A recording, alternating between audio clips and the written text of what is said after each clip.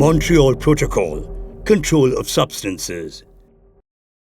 A key factor contributing to the remarkable success of the Montreal Protocol on substances that deplete the ozone layer is the country-driven approach promoted by the Executive Committee of the Protocol's Multilateral Fund. This approach places the National Ozone Unit at the center of all actions to protect the ozone layer and climate. The National Ozone Unit of Sri Lanka is attached to the Ministry of Environment. It is responsible for implementing the Montreal Protocol at the national level. The National Ozone Unit is responsible for the national management of substances that are controlled under the Montreal Protocol, substances that deplete the ozone layer and some of their alternatives contributing to global warming.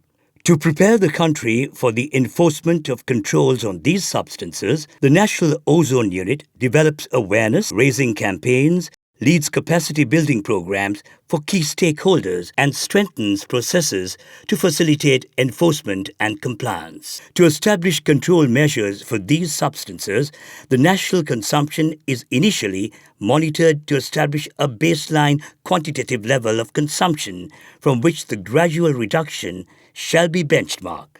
Thereafter, the annual maximum allowable consumption quantity will be maintained stable for a few years and then gradually reduced. The control measures can lead to a phase down or a total phase out.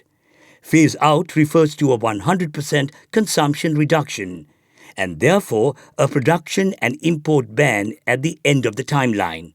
It is the case for CFCs and HCFCs.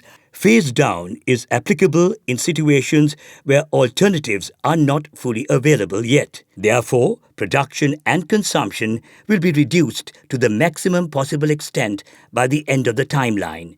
It is the case of HFCs. The National Ozone Unit is responsible to report the annual consumption data of the substances controlled under the Montreal Protocol. The country's compliance is assessed based on the reported data. The Montreal Protocol is a binding agreement, and if the country is non-compliant, it will have to face consequences.